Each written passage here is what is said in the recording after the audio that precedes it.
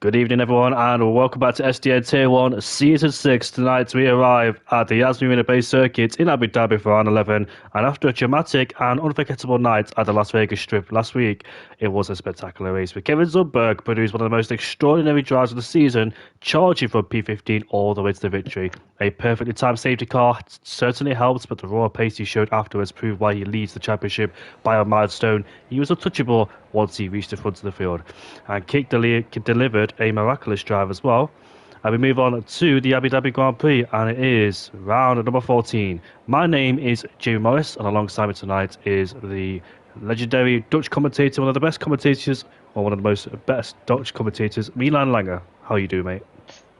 I'm alright, thank you very much, and it's good to be back. I know I wasn't there last week for Las Vegas, but it sure sounded like it was a very eventful race, but it was not a great race. But yeah, season finale tonight in Abu Dhabi. Championship has been wrapped up, at least the drivers. I think the Constructors' Championship is still very much up for grabs between McLaren and Williams, was it, if I'm not mistaken. So could still be a very interesting race indeed. So here we are at Abu Dhabi then, full qualifying, and first out on track is the Haas of Colin, as he just comes out of the very interesting pit lane, very unique pit lane, with going underneath the track on pit exit, as he is on his outlap in these very nice evening conditions. Then we'll see what these drivers can produce tonight here in qualifying around Abu Dhabi. Always, well, I say always a great race, but it's usually is not the most entertaining race of the season.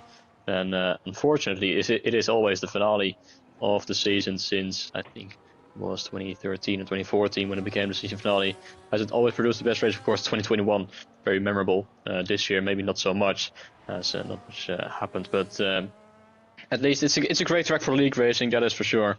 As overtaking can be quite tricky in the final sector, but you've got those two massive straights separated by a very tight chicane. So looking forward to see what some action we're going to see tonight. But first of all, we've got Q1 18 minutes, and at the moment 3 drivers will be eliminated, but I think 2 drivers might potentially joining throughout the session, so it could be a full grid with 5 drivers getting eliminated. But right now it's all about getting into that top 15 and making sure you stay out of the bottom 5. And the first one to attempt to set a flying lap will be Colin in the Haas as he runs the final corner. Yeah, exactly then. So here we go. For Colin, I think this track is 3.6 miles long, 5.2 kilometers. So it can be a very difficult track indeed, but we'd have certain modification that has altered this track massively, and it has improved racing. Not too much, but at the same time, though, we have seen better racing here at Abu Dhabi. Colin now approaches turn 5, the famous corner where we saw Max Verstappen overtake Lewis Hamilton back in 2021. Then they raced all the way to turn number 9, where we saw Max Verstappen weaving and Lewis Hamilton trying to get back ahead of him, but he couldn't because Verstappen had those fresher soft compound tyres. Perez did a substantial job of holding up Hamilton back in 2021, and that was crucial as well because not many people realise that he held him up by 8 seconds, and if it wasn't for that, Hamilton could have pitted and got ahead of Verstappen, and they could have been on both a level playing field too, because I think Hamilton would have gone for the soft compound tyres, Verstappen would have too. They both would have pitted, and it would have been a straightforward race, a level playing field race all the way to the line. As Rahman has joined the session, the former owner or admin of AMS. But yes, Perez's defence was pivotal for that race as it set the scene and set the tone until the last few laps of the Grand Prix, where Nicholas Latifi crashed in this corner at turn number 14, which completely changed the trajectory of the whole race. And Colin there went very deep and very wide at turn 14, but surprisingly he did not invalidate his lap time as he makes his way around the final corner. Let's see his first attempt, a 23.9, but I dare say that will be bettered with the rest of the field on their laps. Some people do go for the intermediate compound tyres as they don't want to waste a set and just waste a bit of time really, because this qualifying session is long. Leonard goes quickest with a 22.7, or Lennon, sorry, because I called him Leonard before. He did talk to me before the party because I was at the party with him, and he mentioned that I do call him Lennon instead of Leonard, so my apologies about that. I think you said the same thing, didn't you, Milan, quite a few years ago? I think it was Leonard, but I'm not sure if I don't have that much of a great memory of the past few weeks, to be honest. But he has gone quickest though, with a 22.7, so quite a good banker lap. As Ubi in the Alpine with a 23.3. All these times, well, they're obviously banker laps, so we'll see them going quicker and quicker towards the end of the session, but at least they're getting valid lap times, as the RB and the Ferrari, who is now spinning around, both setting their lap times on the intermediates. That is Sasha Place thinking making his debut in Tier 1, unless he made drove last week in Las Vegas, I wouldn't know, but first time I'm seeing him around here in SDN, as Kevin Zonnebrecht is going side by side with his teammate through the penultimate corner, and is actually getting pushed through the final corner by his teammate. Not sure what's happening between the two McLarens there, as that was Kirano getting across the line. I think he was actually on a lap, and it was Kevin Zonnebrecht completely holding up his team. I'm not sure what's happening between these two, but obviously Kevin was on a lap as well in the intermediates, but it was so much slower that he completely blocked the path of his teammates, so not the greatest communication between those two teams. In the meantime, Happy Meal has gone second place with a 23.0, and that's one of the Aston Martins coming around the final corner. That is Reika Ju going P5 with a 23.6, but Kirano sure can produce a better lap time if he doesn't get held up in that final sector. So we'll see. Sure, we'll be able to improve later on in the session, but more lap times are coming in. DVHNL in P9, also on the intermediate, I think. Yes, he is. All just testing their equipment, making sure everything works, making sure the setup is right before going on their first official soft run. Of course, in Q1, there's a majority of these drivers who can comfortably get through into the next part of qualifying, so they can play it, don't need to really play it safe, and can rely on themselves being able to produce a good enough lap on their second or potentially third runs. So we see some more drivers out on track. The other Haas of Daniele coming back in the pit lane was on the mediums, but aborting his first flying lap attempt. And Fireblaze in the Ferrari is there as well, as Mels Makas goes quickest with a 22.4, and that is looking more like it. But Fireblaze coming out of the chicane and onto the second DRS straight between turns 7 and 9, as this kink here is called a turn apparently. On the track map, as he appears to be going purple in the middle sector, but now the final sector arrives, the most technical part of the lap. It has been adjusted since a couple of years now, and it's much smoother, much more of a flow to reach through these corners. But you have to be mindful of track limits, especially through these two corners, as it's so easy to run out just a little bit too wide. But Firebase playing it safe, keeping it right between the two white lines, as he is going to come out of the final corner, and his first lap time on the board will be a 22.9, just about a 22, putting him in P3. But it's Mels Makas at the moment at the top here in Q1.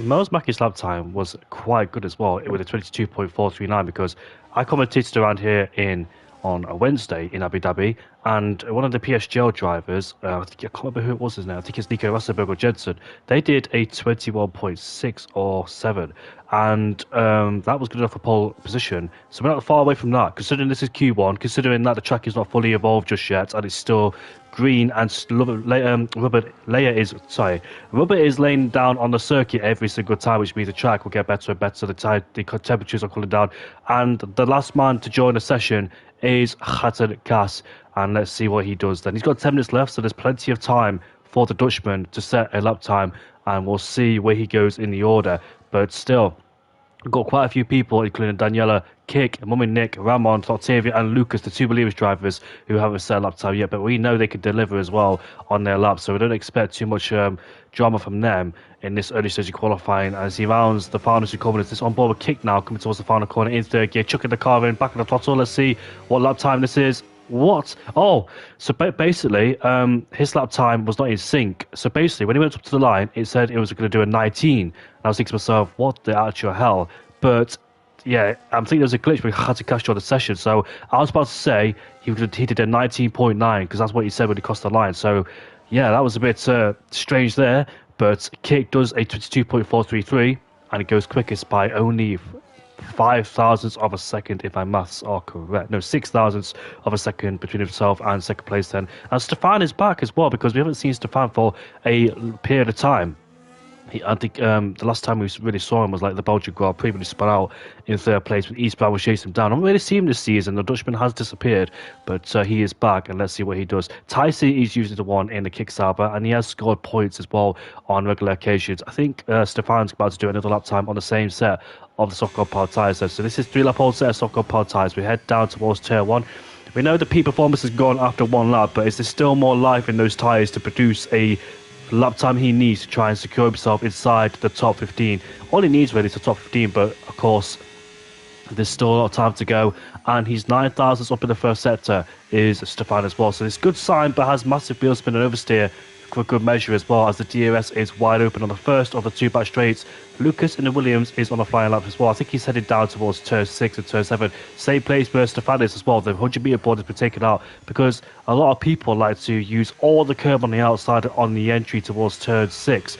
And Stefan has massive wheel on the exit at 7 as well. So looks like the tyres are screaming and giving up, but he's not giving up just yet as he makes his way now towards the end of this middle sector. 2/10 up, so Stefan's still finding time on his flying lap, considering this is the 3-lap whole set of soft compound tyres. The fuel is wearing down too. Still got some grip, but we know there's plenty more lap time to come from the Kick Sauber when he puts on a new set of soft compound tyres and when the fuel is at its lowest as well for 1 lap only as he rounds turn 14. Used the curve very nicely too. The car seems like it's stable right now. He's got plenty of grip in that Kick Sauber. Lucas goes P3. He goes deep in the final corner, does Stefan. As he crosses the line right now, he goes or stays in P7. So we lost all that time in the final corner, and Happy Meal's just invalidated in between 13 and 14, so that's his lap time done and dusted. Hattegas is still in the pit lane. One of the 3 drivers won't set lap time either. Sasha Plays has set his best lap on the Inters.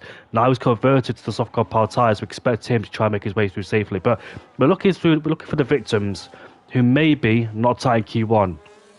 In my opinion, I think Saltavi's going to be one of them. Ramon potentially, and TVHNL. Possibly Colin in 30 plates. I don't like to point out names, but we've got to be truthful and honest here. Reiki Yu could be one of them. Blubby Did Green as well could be one of them too. So watch out for those people. We're looking for those type of people who may or suspected get to outside Q1 all the time. TVHNL goes up into P13.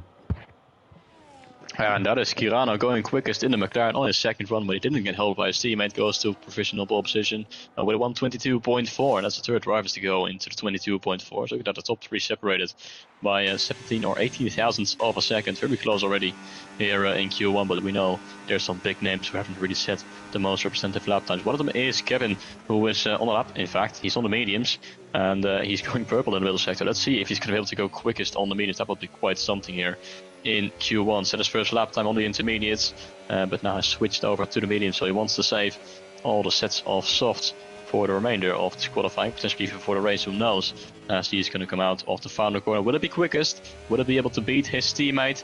No, not quite. 22.4, another 22.4, putting him in P4, and so it's the top 4 who have all set a 22.4, and is separated by now 38 thousandths of a second, so close already here in qualifying at Abu Dhabi. But there's more drivers out on the lap, and one of them is TT Ubi in the Alpine, coming around the final corner, up by almost 0.2 of a second in the middle sector, and he eventually improves to P8 with a great final sector as well, where he found a lot of time. Maminek is up by 4/10 through sector 2, currently down in P13, but would like to improve, and he does so, but only by 0.2, and he beats his teammate just about there by with Stefan. But we saw that Stefan made a mistake on his best lap in the final corner, so there is time for him to be found as well. Geitega's is out on track, Octavia's out on track, only Ramon is still in pit lane.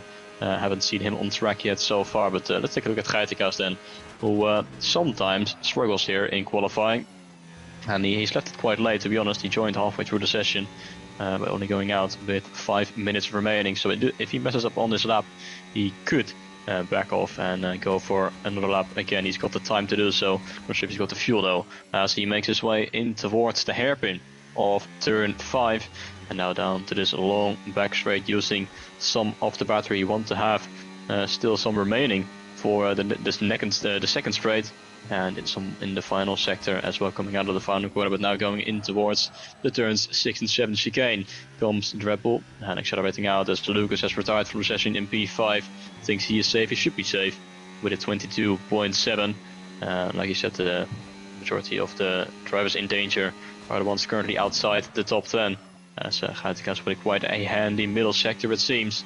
Now accelerating out of turn 9 and using some more battery all the way down towards the braking zone of turns 10, 11 and 12.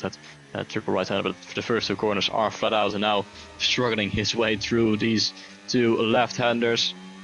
Using the last remaining battery flat out through the penultimate corner, and then it's one corner remaining, and he hits the apex quite nicely then, accelerating out, and it's gonna be a 22.589, and that is P5, and that for sure will be good enough for him. Happy Meal is on the up as well in P11. Doesn't feel like he is safe, but he's already improving by almost 0.2 of a second in sector 1, so he has found quite a bit of time. Let's see if he's able to find some more time in the middle sector. Of course, the middle sector basically two straights separated by a chicane, so not much time to be gained. Well, only in corner exits, to be fair, as he is going to go into the final sector, and he does find some time. 3/10 up now in the middle part of the lap, currently looking at a potential P6, and if he finds some more times, he could be up there with the top 4, or maybe Geitekas in P5, but he does need to nail this final sector as well. But it's looking good so far for the Mercedes driver to at least get him out of the danger zone. Is currently P11, so definitely wants to be up there and then know that he is safe for sure as he comes out of the final corner. It's going to be a 22.360. It goes quickest. Happy Meal there. So great final sector, and the Mercedes now at the front of the field. So we got 2.5 minutes remaining here in qualifying. Who is going to fall at the first time of asking? That is the question, and everyone is going to go out for their final runs, and it's about to get very interesting indeed for these dropouts in Q1.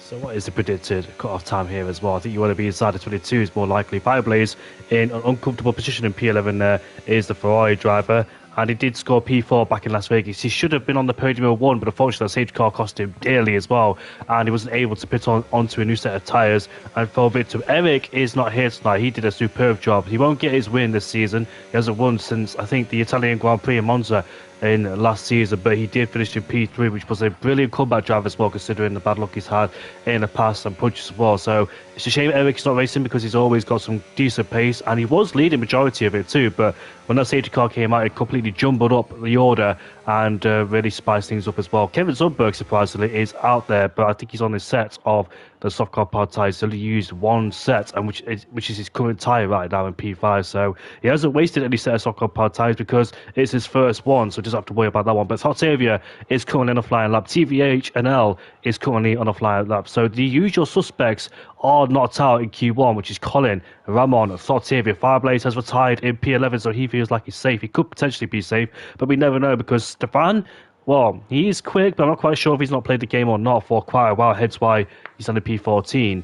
And we know Mummy Nick, well, he's quick in the race, or consistent in the race, because he does finish inside the top 10 like he did in Vegas in 6th place, which was a mega result for him as well, and elsewhere as well this season. Both Kick Sabers have been at the back of the top 10 when it comes to races. Stefan is currently in the flying lap so far. Colin, Sasha Plays, Reiki Yu, and Mum and Nick are currently all on the out laps. Daniela is on his flying lap in the Haas, who picked up a podium back at the Japanese Grand Prix. Unexpected podium, but kept himself out of trouble and had some decent pace literally to the very end, because he had Mels Macias right behind him for good measure until he spun around in the final corner as he tried to attack him for the podium. But on board or off board with Octavia, who has a massive moment coming through turn 12. Now 13 and 14 we go, so make up himself a little bit of time. He hasn't got a lap time on the board just yet, so this will be his first lap time for Octavia as he rounds 15 and 16 we go. Let's see what Octavia could do. Round the final corner now as he crosses the line. Can he get himself out and not out? Yes, he can. Only just. It's 15th place, but Sasha Plays and the rest of them on a lap, except Ramon. Ramon has pitted, unfortunately, at the end of his lap time, so he will not improve and make it into Q2. The LP driver starts last, like Franco Colapinto did in Abu Dhabi this year as well. Sasha Plays is coming towards the end of the middle sets, up by 7/10 of a second, but he hugs the apex literally in towards turn 9. Most people use the middle or outer skirts of it as we head now towards this final sector. Stefan goes up P6, so mega lap time for him. I think he was just safe anyway, but wanted to prove for his spot in Q2. Here comes Sasha Plays now coming towards the final two corners. He goes. He was up by 7/10 of a second, but a bit scruffy towards 13 and 14 as he rounds the final corner. What can he do on this lap time? He goes up into P10, so he does get himself out of Q1, but Mummy Nick is on the bubble, on the periphery of getting knocked out on Q1 then, so he desperately needs to improve. He's got likes of Octavia, TVHNL, Reiki Yu, and Colin, who has completed his qualifying and will start down in P19. Here comes 1 minute now towards the final corner. Can he try and give himself a bit more breathing space between himself and the knocked out zone? He can. Only one place. Octavia It started improving, but where is TVHNL? Down. Fireblaze got pushed into P15 and almost knocked out of qualifying. That was super close for the Dutchman. I thought he wasn't safe, but Octavia looks like he's getting blocked by the Mercedes there. But I think his qualifying's dusted there. So the people knocked out is Octavia, Ricky Yu, TVHNL in P18, Colin in P19, and Ramon in 20th place. And those are the people that are knocked out in qualifying. And they can sit on the sidelines and just wait for Q2 and Q3. Indeed, and so both Aston Martins getting knocked out in the first part of qualifying. Firebase just about to just able to scrape through. Well, if you look at the gaps though, the gap's almost 4 tenths between himself and P16 and Octavia. So, like I said, but that's the usual suspect. I know Ramon is starting last on purpose. I saw it in chat, and that's what he is planning to do. So that's why he didn't set a lap time. But yeah, Colin, TVGNL, Rikachu, and Octavia, common occurrences in the first dropouts, usually in qualifying. But now we move on to the second part of qualifying. It was Happy Meal who was quickest. Kevin Zonneberg, he went out on a soft run in the end, but he unfortunately invalidated. If he didn't, he definitely would have gone quickest. Of course, he's always a contender for pole position. He has got many pole positions before this season, many wins as well. So always going to be a favorite, especially even though when it's so close like this here in Q1. But now we're going to prepare ourselves for the second part of qualifying. Once again, 5 drivers will get knocked out, so it's going to get even more tighter here at the top. Want to be inside the top 10. I reckon it's going to be quite close between who gets through and who doesn't, which we'll see in around 15 minutes time. But now we're going to see who are the real pace setters, who are the real contenders for pole position. As Ilby has retired and left the session for some reason. So he is already out of qualifying before we even get the chance to start. So I'm not sure why he is out. Maybe he has got a disconnect, I wonder. But that is unfortunate for him, because he will not make it into the final part of qualifying. He will start likely in P15. But everyone is going to go out for their first runs. And let's see who is going to be able to beat that 22.3 that Happy Meal set in Q1.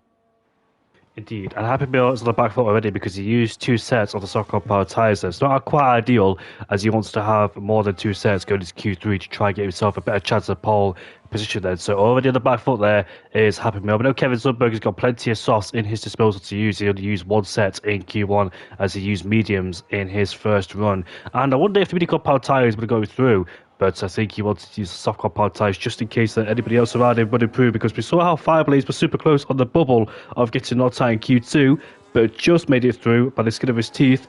And we'll see if he can try and get himself inside of that top 10. There is a constructors battle going on here between first and second place Williams versus McLaren, and there's 30 points separated them now. We got a second driver of Kairane, how do you say his name, Milan? Kirano in P10. We have got a second driver, and he was pretty quick in Q1, so I wonder if Kevin has been benefited by having a second driver to challenge Williams. But we know Kiko and Lucas are mighty quick on their day. They're currently P2 and P4 in the Drivers' Championship, because Fireblazes win in Japan lifted him up to P2 originally, but he has been beaten by both Williams as well in the past couple of races. So Fireblaze is in a big fight. Well, Fireblaze is currently P3 in the Constructors' Championship and can't improve to try and get McLaren or Williams then. So he's carried Ferrari significantly in this championship battle. He did have Mike alongside him, but Mike is not here, unfortunately, in this season in SDN. JR Stefan and Kevin Zumberg are currently on their flying laps then. Let's see how they do on their first runs headed down towards turn number 5. I wonder if some people are opted to use their scrub sets of the soft powered tyres. They're not used. Oh, Stefan, massive slide out of turn 5. Did the same thing on his previous run as well when he was on a flying lap in Q1. But getting a massive toe off the back of the Ferrari driver, that is, I wonder if that's is it Fireblaze? Yeah, it's Fireblaze. So I'm quite surprised he gave Stefan a massive toe, because I don't really call them being friends or anything. But Stefan did get a massive toe, which will help him, as Fireblaze there gave him a bit of a bit of a help as well, helping hand. Stefan 52.3 in the middle sector, coming through turn 9 right now. Second McLaren driver points don't count for McLaren. Second McLaren driver points don't count for McLaren, says Chaz. So because he's a reserve driver, I don't think the man in P10 he's going to get those points then. So I think Williams have pretty much secured the championship, unless they both DNF and Kevin Zundberg wins the race. But I think Williams just needs to finish themselves inside the top 10 if Kevin Zundberg wants to win the race. Oh, Stefan, massive slide again. It's a 23.0. I think this is probably a set of the scrub soft tyres, because he had massive encounters in turn 5 and elsewhere too, and ruined his lap time. Kevin Zundberg, once again, blistering pace with a 22.5. Happy Meal goes up to P3 with a 23.1. I believe that is probably a set of the scrub soft tyres there. It's a McLaren 1-2 with Kyraner in P2 there in the second McLaren. I do know how to pronounce that name, but for some reason I just can't do it tonight for some reason. Sasha Players goes up into P5, but obviously I think he's also on the scrub set of the soft compound tyres. Miles Makis in P3 with a 22.721. Once again, impressive pace there from Miles Makis. He really has stepped up the season, especially with the podium back at the Dutch GP as well. He missed out the podium back in the Japanese Grand Prix due to a mistake and pitted twice.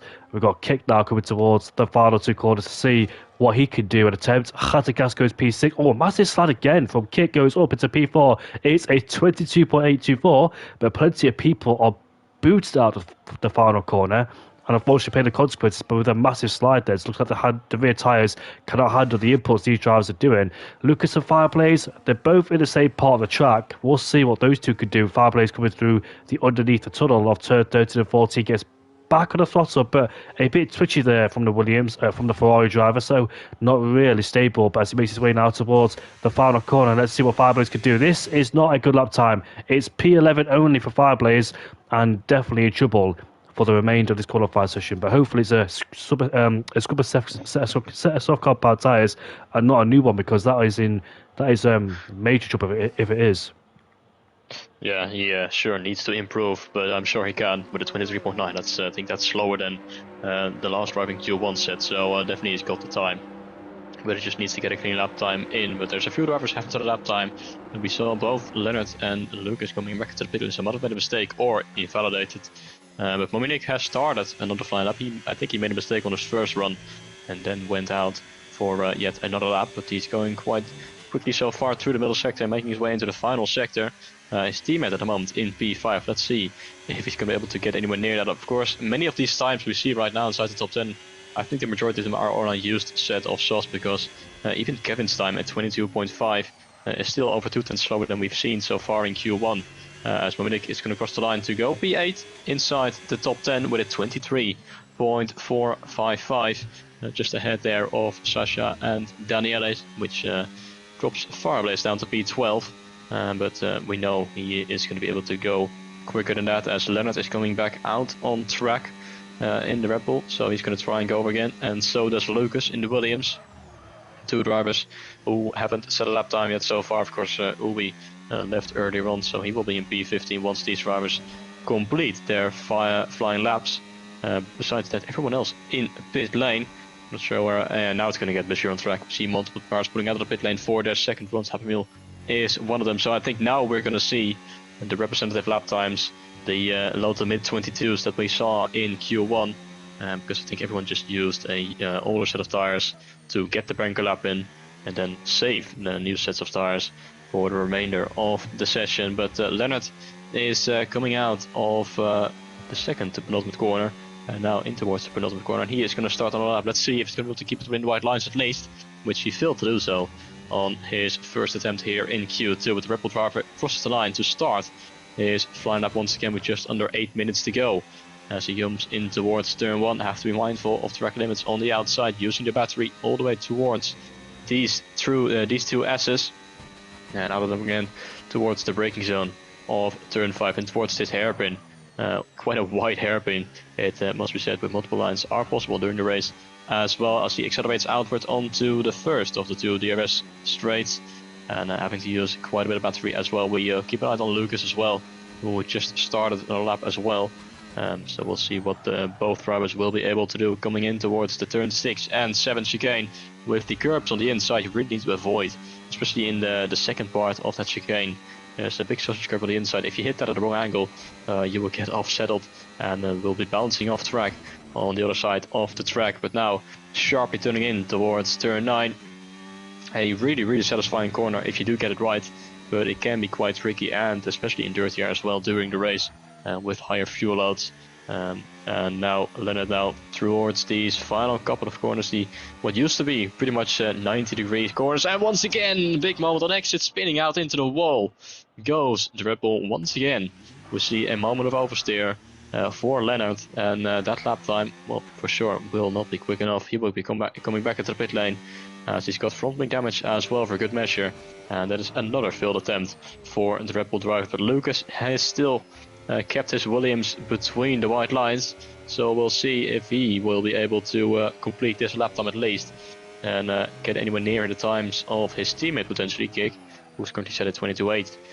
In P4, across the line comes Lucas, must be a new set, that's at 22.2, and he goes quicker than Kevin by almost 0.3 of a second. Kevin himself is on the lap time as well, on a second run on a new set of tires, and he's up by a quarter of a second through sector 1 already, so he's already finding quite a bit of time, and there's not more drivers than him out on track as well. As the Mercedes on the left hand side just getting out of the way quite nicely there, and not getting in the way of the world champion of this season. Kevin coming out there off turn 16 or turn 14, and now through the final 2 corners. Will he be able to beat the lap time of Lucas is the question. The answer is yes, a 22.0.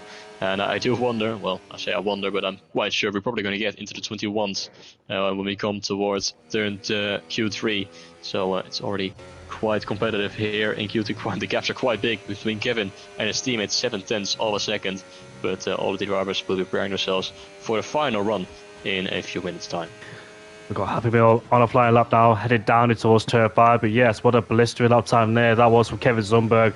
0.2 of a second. He's cleared from Lucas behind him as well. AP2, Lucas did a great job. Happy Meal said in the comment section, should I go out for a brand new on a brand new set of tyres? I think the answer is yes, because I think he's not safe. And plus, he's on a 23. 23s is definitely not safe here in qualifying. And we still got likes of Leonard, Fireblaze, Danielle, and Sasha Plays as well. Mumma Nick and Khatakas, who could definitely try and jump with the order, as now he's on one of the 2 back straights, headed down towards turn 9. Like you said, a nice fast flowing corner if you get it right. Hook the inside, then drift out wide as well, and try and use all the curve on the outside. We've seen plenty of people in the past as well go off the track there as well, with massive understeer, oversteer, as we head down towards this tricky breaker zone, towards the final 2 corners, where a lot of people used to have problems here as well in the past. It's a massive problem in the race, because in dirty air it's so easy to drift out wide and pick up that invalidation, taking a very wide edge. He's carried a lot of speed through here as well, attacking the final corner in 3rd gear as he goes a bit wide there, but as he crosses the line, he goes up into P3, and that probably solidifies himself a spot inside the top 10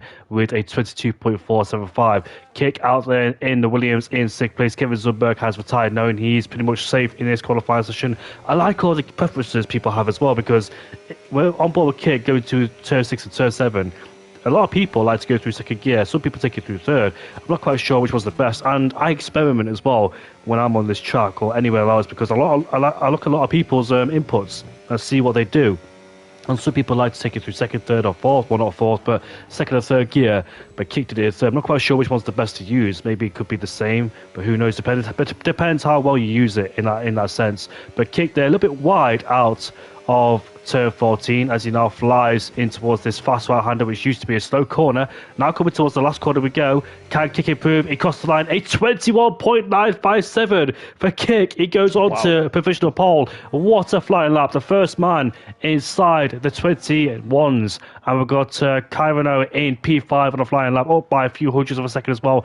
Both McLarens in close contention as well inside the top 5 as we're coming towards the closing stages of this qualifying session. The people in danger, Leonard in P15, but we did see him on a flying lap, but unfortunately he made a massive mistake out of turn 14, lost the car and put it in the wall, but luckily the front wing and tyres are still intact and he can go once again. He is currently on an outer lap as well, under massive pressure, because he doesn't have a banker lap to compare his best lap time to. He doesn't have a delta or reference point. Carano goes in towards this middle sector, up by 0.4 of a second. This could put him into maybe P4 or P3, depends if he can find any more time in this last sector, which he should do, because they're following mid-speed, high-speed corner, so there's plenty of time to be found here if you could try and find it coming towards these corners. Look at that, the car a bit wide there, but he kept I dare say kept it, but luckily for him did not invalidate as he comes towards the final corner.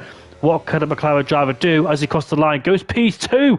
Look at that, a 21.974 in close proximity of kicking P1. So he found a lot of time in the last sector by a couple of tenths, Ooh. and he put it on pole. Miles Makis, I just saw a Haas. What's happened to Fireblaze and Daniel? Yeah. You saw it?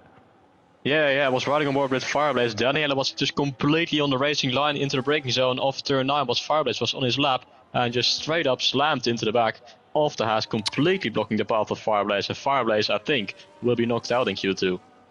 Oh, what a shame for Fireblaze. I didn't quite see it, but I did see on the map that there's a Ferrari and a Haas together in turn 9. The Haas was ahead of the Ferrari, so I assume, like you said, made contact, and unfortunately Fireblaze has paid the consequences for that, unfortunately, and he will not make it through Q2. One of the big contenders, always a big contender to make it to the top 10, and a podium challenger as well in racing, but unfortunately he'll be knocked out, and P13 will be his best unless Leonard can do something about it. I dare say Leonard can easily beat a 23.9, because 23.9 is definitely not a good lap time. Miles Makis goes up to P4 with a stunning lap time once again, so got some decent pace on the racing ball, and we'll see what he could do inside Q3. Stefan in the Kickstarter 1000 up on his first sector and on his personal best as well. Khatikas through turn 9, and he's currently 4/10 up, so Khatikas once again on a great lap time as he plunges down towards this final sector. We go, coming towards the final corner in third gear, and like I said, some people take it through fourth gear. I don't really hit the inside curve there. I can't seem to aim for it properly. I don't have the grip to go and take the inside curve like that. And now here he is, a bit hesitant as he cuts the corner, literally. As he comes towards line, now goes P6, improves by 1 second compared to his previous best. And Khatikas was so luckily not to invalidate on the last corner, because that could possibly been a validation there, but luckily got away with it. Both Red Bulls inside the top 10. Leonard goes up into P7, so both Red Bulls are inside the top 10. Happy Meal is on the absolute cusp as well. Stefan and Mummy Nick are currently on an absolute bubble as well. They're currently inside the top 10, but not anymore. Mummy Nick is not inside the top 10 anymore as Stefan comes towards the final corner. Can he improve? Can he try and get himself further up the field? He can. He goes P7 ahead of Leonard. Mummy Nick is yet to improve as well. Here he is coming towards the final corner. Daniela goes up into P6 as Mummy Nick goes around the final corner. Can he improve? Can he get himself inside the top 10? The answer is no, he can't, and stays in P12. And Happy Meal just makes his way through inside the top 10. But what a shame for Fireblaze. What a shame for Ferrari as well in P13 and P14. And they'll not be happy, especially that Fireblaze has potential, but unfortunately could not show it due to the expense of Daniela in P6 there as well. I dare say that's a penalty incoming for Daniela, because it's clear as day he blocked Fireblaze, and I presume he'll get a penalty after the race. Khatikas is out there, but I dare say he's not on a flying lap, because we just saw him complete a flying lap as he heads back in the pit lane. I heard you laugh. Did you see something funny in the chat? No, not really. But yeah, it's very unlucky for Fireblaze. But Daniel did get a 5-place grid penalty though, so I guess wouldn't say justice is served, because he will have a clean sheet coming into the race. I'm not sure if there are going to be reports for that, but definitely an interesting moment for Daniel, which is completely on the racing line. Didn't expect, I guess, a driver on their fast lap to come. But yeah, very, very silly moment there. And unfortunately, Fireblaze paying the price in P14, which is going to make his evening a lot more difficult than it should be. And his teammate joining him was Sasha, who unfortunately invalidated on his final run, which is why he is in P13 as well. So both Ferraris not having a great time at all. And Muminick in P12. And yeah, Happy Meal just about making it through, not setting that second lap time. In hindsight, maybe should have to just be safe. But fortunately for him, Fireblaze got impeded and was unable to improve. Otherwise, Happy Meal probably would have been out of qualifying. But he isn't. He's going in towards Q3 in the Mercedes. He's shown some good pace before, but look how close it is there at the top as well. 21.9, 21.9. Yeah, now it's getting really competitive at the top. And Kevin in P3 with a 22.0. Kick, and both Kick and Kirano definitely seemed like some serious contenders for pole position tonight. So I'm looking forward to see what these drivers can do. Definitely seems like a 21 will be necessary to be with any chance of getting pole position tonight here at Abu Dhabi. The season finale, Lucas, he's in P5. Mels Makas once again showing some great pace. P4 with a 22.1 as well. Will be interesting to see what he can do in the final part of qualifying. Can he put himself in the mix to potentially be on the front row? Or who knows if he gets a absolutely blistering lap time in. we're about to find out, as we're going to go toward the final part of qualifying. 10 drivers remain in their fight for pole position, the final pole position of this season. Will it be another one for Kevin, or is there someone else who could take that crown? Well, Kevin did last time in Las Vegas, but I don't think he'll be doing that this time. And I think he wants to fight for pole position. And he believed as well he could have won the Vegas Grand Prix without a safety car, which is quite interesting because he would have had to gain a lot of time on the guys ahead with a massive time loss and a massive deficit to make up. But we are seeing a McLaren out of the pit lane. It is Kevin Zuber because underneath his name is McLaren coming out of the garage, and so is his teammate as well. So both teammates are looking very strong. The number 2 of Kevin, the number 72 of Kai Renault in P8 as well. So let's see what Kai Renault could do on his debut here as well in the McLaren. Who is usually in the McLaren alongside Kevin? I think it's Ivan, but obviously Ivan is not here tonight either. I don't think Ivan has turned up for many races this season. Has the Dutch driver, the IRT driver, so congratulations to him for making it IRT, of course, my former team.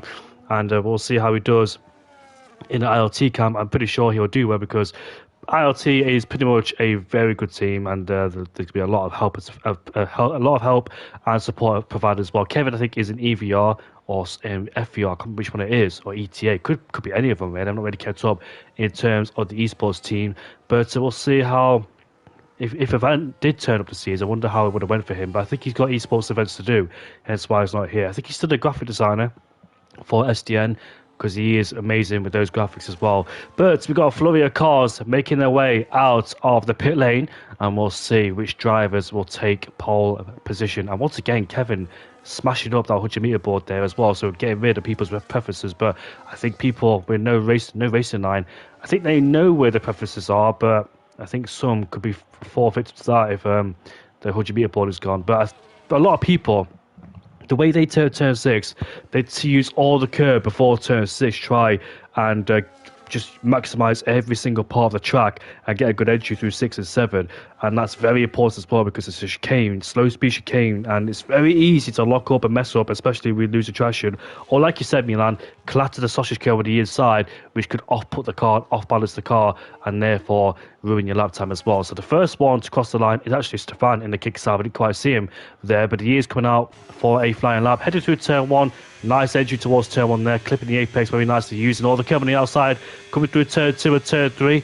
Turn 1 is a prominent corner where people have validate, like Franco Colapinto and Pierre Gasly did as well. Or Colapinto did it twice, I think, qualifying, but still qualified last. Anyway, and once again, a massive slide out of turn 5, so the rear of the car is really complaining and not going well for him at all. But as we now make our way now towards the first of the 2 back straights, heading in towards turn number 6, we go heavy in the brakes, down with the gears, misses the apex, and unfortunately messes up that part of the track as well. So a bit too greedy there, and once again greedy on the throttle. So this is pretty much a messy lap time there from Stefan. So I'm going to go on board with the other McLaren of Kai Renault in P8 as he makes his way now on towards the back straight. He goes, let's see what he does in this middle sector. It's going to be a 51.9, which is quite a decent middle sector to be set in. But once again, the back end of the car a bit loose there as well through turn 9 as he applied the throttle. Happy Meal on a set of hardcore pound tyres, which is quite interesting as well. But of course, I don't think he has 2 sets for this qualifying session because he used 2 in the first one, probably 2 in the second one as well. Oh, Karen playing and flirting with the track limits there as well, coming towards the final corner. He goes. So this has been a messy lap for him as well. As he crossed the line right now, it's going to be a 22.4 as he's on provisional pole position, but I dare say that will be beaten as Kevin wipes out the cone there as he goes off the track at 21.9 there for Kevin Zumberg. And that's not the first time I've seen somebody go off the track as well and complete a flying lap. Somebody did it in Spain, not in this league, but somewhere else. But Miles Mackis goes into P2. Not bad for Miles Mackis either. Well, actually quite competitive as well from Miles Mackis. P2 with a 22.0. So a lot of people definitely improving on their lap times. Happy Meal, Hattikas goes to P4. Happy Meal, is on the hardcore powered tyres, but he's invalidated in turn 1, I presume, so therefore he won't be improving. Kit coming through turn 5 right now. Leonard and Lucas are currently on their flying laps right now. I think Leonard is coming towards turn 9, but unfortunately he has invalidated and therefore has to go again. He was under massive pressure, wasn't he, in Q2 because he hit the wall, but had enough pace to secure himself inside the top 10 as he gets out of the way for the Williams there of Lucas. Let's see what Lucas does as he now exits turn 14 in third gear on the throttle once again, using all the chock on the outside, coming towards now the flat tire right hander. A lot of people struggled as well, especially with the Soch curve there a few years ago on the game. A 22.202 or 31, sorry, for Lucas in P3, just behind Mels Makis. So once again, Mels Makis in P2 with a blistering lap time. I'm pretty sure he'd be happy with that one as well. Starting on the front row with Kevin, but we've got plenty more to come when people put on their final set of Soch-powered tyres in the latter stage of qualifying. Daniela, who made his way through the top 10, and it's quite a rare occurrence we see the Haas minus out of top 10. Granted, he got a podium back in Japan, but at the same time, this season he has struggled quite significantly. His kick has improved massively, and it goes towards the top like he did in Q2. So Kick could be a massive contender for pole position tonight. He certainly can. 21.9, another great lap from him. Kevin only a few hundredths of a second away though in second place. Mels Makis, definitely don't count him out yet in P3, and of course Kirano probably set his first lap time on the used set, so we'll see what he can do on the second set. As Daniele comes out of the final corner to go up to P7 with a 22.9, but we know he's got a 5-place grip penalty, so I don't think he's going to be starting inside the top 10 unless he gets a top 5 or higher result here in qualifying in Q3, but doesn't seem that likely at the moment, as Leonard is making his way out of the final couple of corners. Hasn't set a lap time yet so far, and will finally be able to get a valid lap time in after failing twice in Q2 as he comes around the final corner. It's going to be a 23.2 though, which definitely will be must be quicker in Q3, putting him in P8 at the moment. We've got 5.5 minutes remaining, so both Williams coming back into the pit lane. Everyone will be coming back into the pit lane to prepare for their final runs, but Kik and Kevin currently in first and second, the only drivers to have set a 21.9 in Q3. Kirano did as well in Q2, so we've got Kik, Kevin and Kirano 3Ks at the top at the moment. Could be, but what can Lucas do in Williams? He's 2 tenths away from his teammate again, or 3 tenths away I should say, which is the story a bit of this qualifying session. Kik definitely seems like he's the quicker Williams at the moment. Speaking of Williams, who I think pretty much have wrapped up the championship, because if the second driver of McLaren or the reserve driver won't score points towards the team, then there's no way that McLaren can still win this when Williams is 30 points ahead and you only get 25 for a race win. So if that is the case, then Williams, I think, are already Constructors champions, but we'll wait for confirmation after the race. In fact, I say 30 points ahead, but these standings tell a different story. I think it's 13 points ahead, my bad. So in that case, it's still very much on, but at the moment Kik is doing a very good job, and if he keeps doing that and brings home the win, or maybe even second behind Kevin, I think they still will be able to get that championship, especially when they're 2 drivers compared to 1. But that is something we'll keep in mind later on during the race. But a few drivers already going out for their second runs, including the 2 McLarens quite early.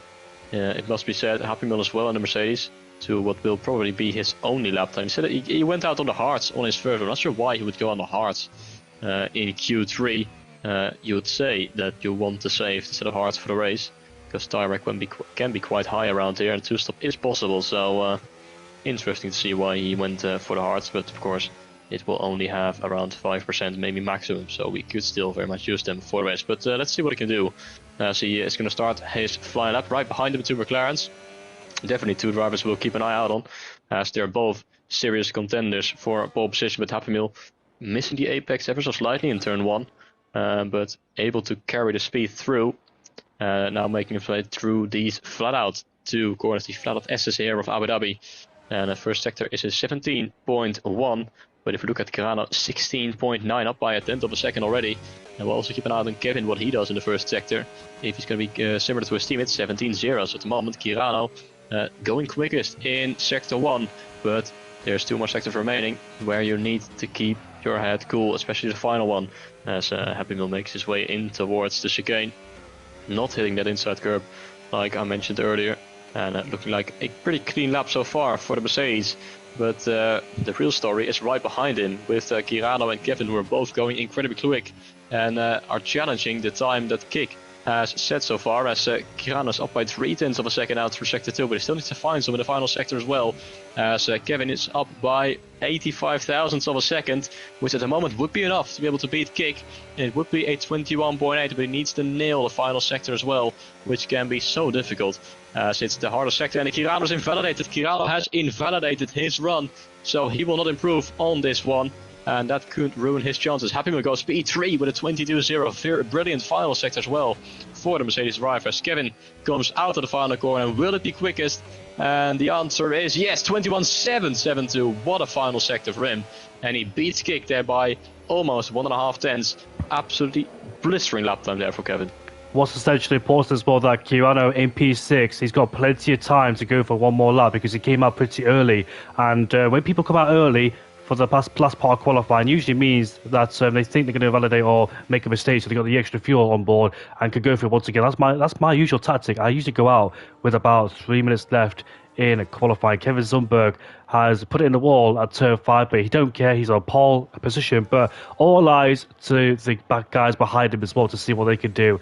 As we see then who is going to be the first one to start the next flying out, as the other drivers make their way to the pit lane. These drivers that come out right now have only got 1 lap to improve, and 1 lap only, otherwise that's their qualifying done and dusted. So let's go on board with Lucas first, because he's running the final corner and set sails on another lap time. Behind him is Stefan in the Kick Sabre as he heads through turn 1. He goes, cuts the curve harshly. It's going through turn 1, but I think he got away with it coming through turn 2 and turn 3. I was off board, so couldn't quite see the effects of it. Now coming through turn 3, flat tire corner, of course, headed down towards turn 5.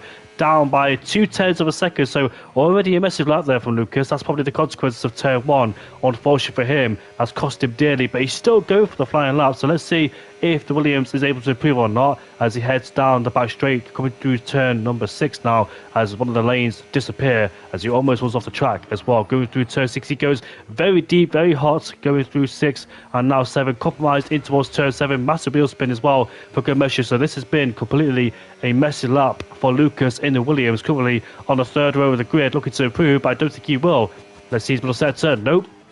0.3 of a second down for Lucas, and I don't think there's no hope in hell for him to come back and try and better his lap time in the 3rd sector. So I'm going to go on board with Stefan behind him. Purple in the middle sector. I didn't quite catch his intermediate split, but he's now making his way towards the tight, twisty, as it narrows down, as we now make our way through turn 14, playing with track limits on the exit 2, literally flirting there, as he was so close to invalidated. Here he goes, flying through the final couple of corners of this racetrack. Bit deep in the final corner. Gets back on the throttle. He goes up into P5 ahead of Lucas by 6 thousandths of a second. What a lap time indeed. Happy Meal coming through the first sector, down by a few hundreds. Miles Mackis is up in the middle sector. He goes. The Red Bull across the line. That's Leonard. Goes up into P7. Where is Kick? Kick has validated on his lap time, spins in the final corner. Next one is Khatakas in the Red Bull. Here goes Khatakas out towards the line. He goes, messy lap there for him. He goes into P10. Kyrano in P10 is improved by 0.2 of a second. I was on board with Miles Mackis. Miles Mackis is on provisional pole position. Can you believe it? By 0.03 of a second. And he popped that racing ball out of nowhere to put it on pole. What a lap time. But what about Kyrano in P10? What can he do? As he invalidated on his last lap, but 1 more lap to go, 1 more corner to go. Let's see what he could do. Can he put it on pole? We're about to find out. Yes, he can. He did, with a 21.6 at the very end of qualifying, under huge pressure.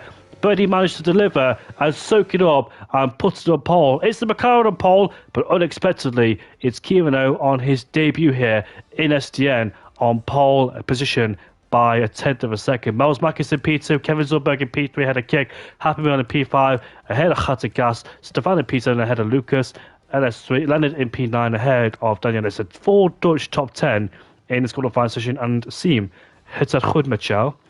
Thank you very much for asking how I am. Appreciate you for joining the stream. But Milan, can you believe it? Miles Mackis in P2, what a great performance for him.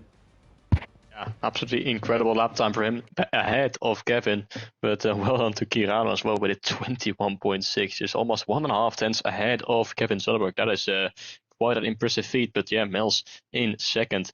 Absolutely brilliant lap time for him. and happy for him as well. He's starting on the front row. For a moment, he had pole position in hands until Kirano put in a mighty final sector and a mighty final lap to secure himself a position at the front. And now the story is looking quite different. I said Williams had the upper hand, but they're P4 and P8 on the grid, whilst McLaren P1 and P3.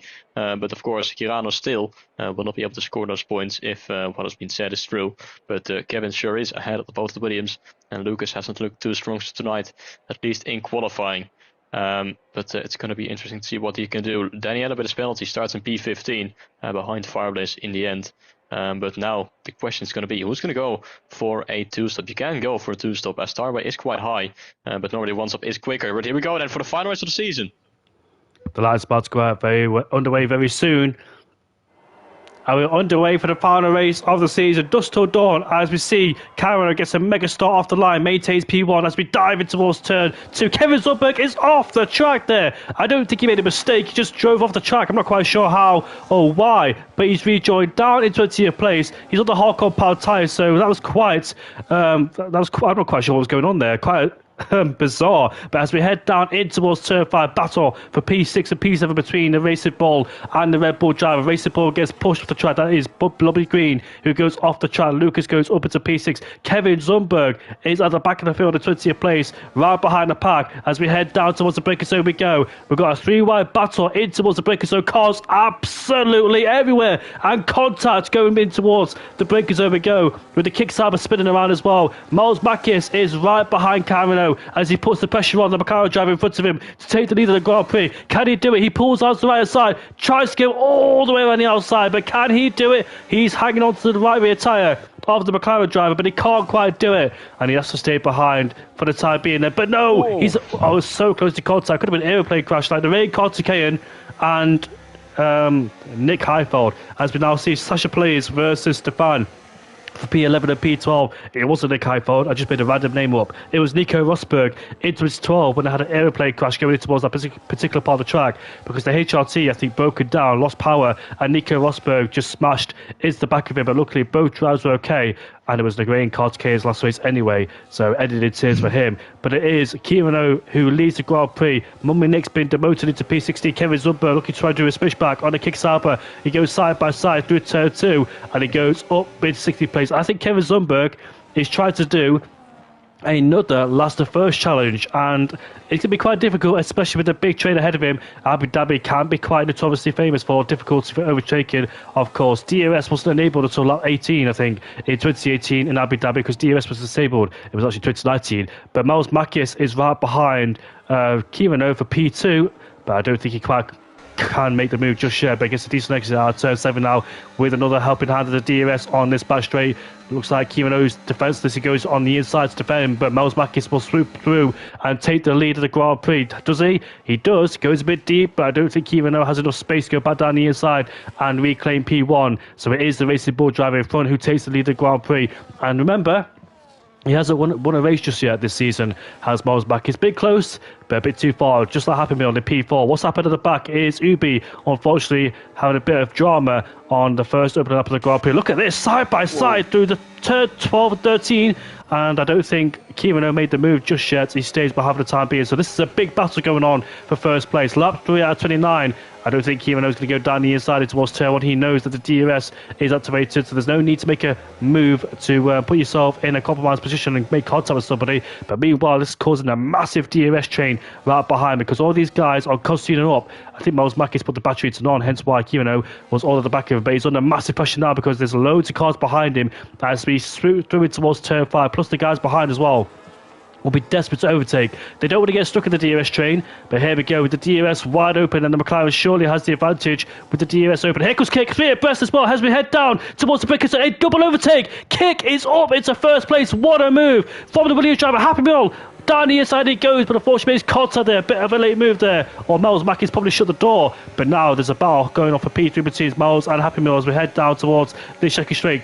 Kirano is about to take the lead again. Here comes Happy Meal side by side with Miles Makis as we head down towards turn 9. It's Kick about to lose 2 places to gain a 2 in towards turn 6 and turn 7. He is. So we're from first to third. Here to 0 there for Kick as he goes shuffled down back into P3. want to move there, getting double overtake and then losing both positions again. As he's back into P3 with a great move there from Kirano and Mels to retain their position. Yellow flag throughout in the background once again there for Ruby and Colin having some issues. But it's been a clean start for the majority of these drivers, but a great start, must be said, for Fireblaze. 5 positions gate up to P8. And Octavia also finding himself inside the top 10 after getting knocked out in Q1. Kevin Zonnenberg finds himself in P14, but like you said, it's a massive DRS train. All the way down to P16, Mominick is where this first DRS train leads to. But we're on to lap 4, and Kirano finds himself now with a bit of a lead ahead of Mels Makkers, 0.5 of a second to be precise.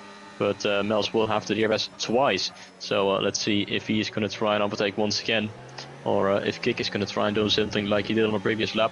Happy Mule in P4, Geitenkaas also there in P5. As the gaps between these two all like 4 or 0.5 of a second, as Fireblaze is looking to go for the move potentially on Leonard. As they're quite close behind Kevin, getting another position up to P13 ahead of Daniele now. Whilst Mominik gets ahead of TVH NL. Some moves being made in this DRS train. And it looks like Octavia is starting to drop behind a little bit. He's having to use the entirety of his battery to stay close to the top 9. But he is falling behind a little bit and will be under big pressure from Sasha in 11th place. But we're at the end of lap 4, as Stefan is also looking there with Kevin right there as well. And Lucas, he's the first one on the hards in P6, then everyone else on the mediums, and then it's Stefan and Kevin in P12 and P13 also on the hards, and Rikaju in P17 on the hards. Everyone else has opted for the medium tires to start this race on. So we'll see how those strategies will play out. At this moment, it's just a massive DRS train, and overtaking is really difficult at this stage of the race. The gap now between Mels and Kik is 0.8 of a second, so looks like Kik is starting to lose some connection to the front two, whilst also trying to conserve some battery as well, to be able to use it towards the end of this stint. But Mels a little bit closer now than he was compared to the previous lap, so will he try to re-overtake, or will they just settle in these positions, as Kevin is going to get ahead of Stefan there in towards the braking zone of turn 5, ahead of the Saubers now and up into P12. So another position gained for our current world champion, as Mels Makkers just slotting in behind Kirano, not going for the move, and choosing to stay behind and not use up the tires too much in this first stint. But at the front it has been kept clean so far, with Kirano still ahead of Mels and Kik. That is the top 3, as it remained unchanged since the opening few laps. Whilst Kevin now gets ahead of Sasha. He's on the charge, he's on the move, another position gained, and now finds himself just outside the top 10. Indeed, so P20 to P11 in the space of 5 laps, that is absolutely incredible as well. Kevin Zundberg just showing the field up once again as Geitenkaas gets super close to the rear of Happy Meal. Happy Meal, we know, he likes to go for audacious lunges. We should have saw it back in Vegas in turn 1 when he almost took out Geitenkaas and puts him offline going through a few corners. Once again, the Haas of Colin just seems to struggle going through the turn 9 corner there. So it looks like he's struggling there in the same place. But he is fighting with Ubi. Ubi has left the session, so explains why he's so far back and not racing. But in the first lap, we did see a Kik Saber who I think spun going down towards turn 6, and I think that could have been Mo and Nick there as well. He started P11 down into P15, so not a good start. Maybe Stefan, no, it's Stefan, I think, because he started the top 10 and now he's down in P13, so he had a massive start, and both Kik Sabers in P13 and P15 as well, so not good for them at all in this race. But I'm so glad to see now we've got some race etiquette going on and race pace, because we saw a big fight between first and second place, and you don't want to really do that, especially in the open laps of the Grand Prix. You want to just settle in knowing you've got a big advantage, because the guys behind will get stuck in the DRS train, except Kevin.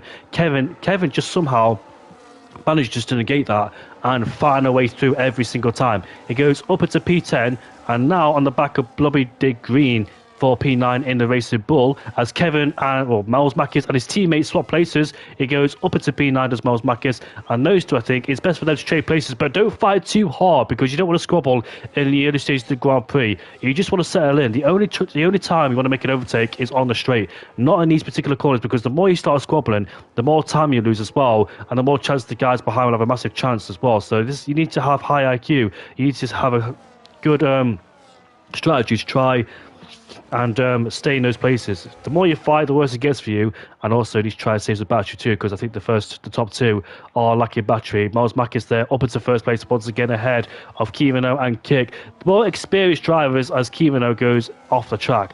We commentate for high divisions, or I do as well, in other leagues, not just PSGL.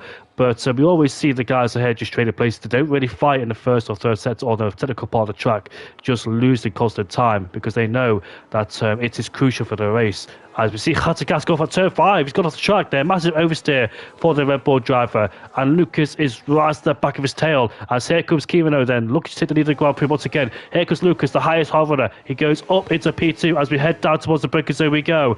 And Kimano does take the place away. A kick in P3. We saw do the double overtake on the Racing Bull and the McLaren driver, but got shuffled back into P3 immediately as well when it happened. But here comes Miles Mackis then, looking to try to overtake him again. But the leader of the Grand Prix goes side by side with him in towards turn 9 we go. Still remaining wheel to where. Is there contact? No, there isn't, as Miles Mackis there once again orientates the leader of the Grand Prix. But the top two keep on swapping there, try and keep the rest of the guys behind.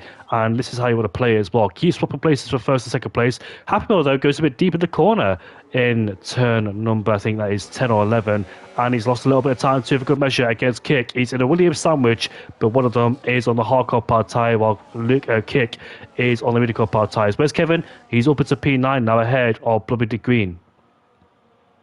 Yellow flags are out once again for Colin, it seems, in P19, not having a great race at all, as we're on to lap 8 of 29. Looks going slightly wide there in towards turn 1, but the battle is still continuing on at the front, and I'm not sure why.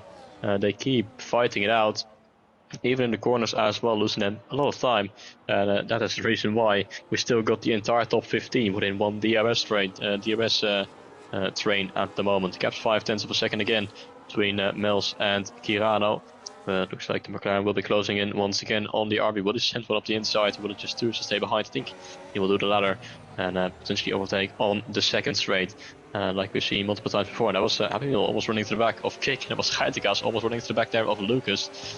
Two very close moments there between the Red Bulls and the Williams. As once again Kirano, is he going to try and go for the overtake? Mels defends the inside line. Kirano's going to try and go around the outside. They're still fighting it out once again as Mels a bit out of shape. And Kirano's going to try and go for the switchback, but he off the outside line for the next corner, which for sure is not the place you want to be. And he once again has half a look up the inside. And I really don't get why they're fighting so hard in this first stint. And what has happened to Happy Meal? Has he gone off track once again? He's got a Red Bull up his inside, being shuffled wide. And the Mercedes down to P8. Fights itself with Kevin, who's got a 3-second time penalty for corner cutting. Not sure what happened there with the McLaren. Side by side. Around goes Kevin, but he saves it beautifully there. But he's going to come into the pit lane though. And once again spin around. Daniela picks up a 3-second time penalty. It's all kicking off here on lap 9. What is going on? As the McLaren is retiring from the session, Kevin is out. And I think that has wrapped up the championship for Williams. Wow, what just happened there in these final couple of corners? So chaotic here on lap 8. And it's going to take a bit of a moment to get back into this rhythm. In the meantime, Leonard has now dropped out of the DRS range to Ghatagas. Happy Meal now in 7th place ahead of Fireblaze. So Kirano's going to get back ahead of Mels Mackis, the teammate that leaded the race. But his teammate is out of the race. And that was pretty chaotic, wasn't it, in the final sector? Oh yeah, it was more chaos. Happy Meal again gazed over as making contact with people, this time with Leonard, as Happy Meal's lost so much time. I think he's lost his head. And Kevin Zumberg says he needs to do WR, unfortunately, so that's why he's left the session. So thank you for appearing, Kevin Zumberg. He can only race when it comes to short qualifying, unfortunately. But Fireblaze now tries to go around the outside. These two squabble for the lead of the Grand Prix back in Japan. And Happy Meal have plenty to say about Fireblaze's antics, but I dare say that Fireblaze did nothing wrong in Japan in turn 1 and turn 2. Happy Meal considered it pushed to pass, as he quoted. But yeah, I don't think he was pushed to pass. It was hard but fair racing. Obviously, turn 1 and turn 2 so sharp in Japan, and they made contact. But I think it was a fair but hard pass. And Kirano, I think there's a pit lane glitch because he touched the inside curb going in towards the pit lane, and he's picked himself up a 3-second penalty. So that's unfortunate there for the McLaren driver. Happy Meal, by the way, might be the worst driver I've ever seen in my life, Kevin Zumberg says. He expresses his disapproval of Happy Meal there, unfortunately. Well, he is a young driver, and I used to be the same driver when I was like 14, 15, 16. So I was the same and had the same attitude as him when I first started league racing. But I think him being so young explains why that he's not so composed as well, calm, measured, calculated. Fireblaze is on the back of the Mercedes driver as we head down towards the break. So we go in the background. There's a Kick Sauber versus the Ferrari of Stefan and Sasha Players. Looks like those two are squabbling for P8 there as well, trying to swap lines and trade lines. As we exit turn 7, we go DRS open for the Kick Sauber driver as we head down towards turn 9. We go. And he gets ahead of him for P8, and Fireblaze goes up into P4 in the Ferrari and makes it over to. By the way, this is a great recovery drive for Fireblaze. He started down, I think, in P15, or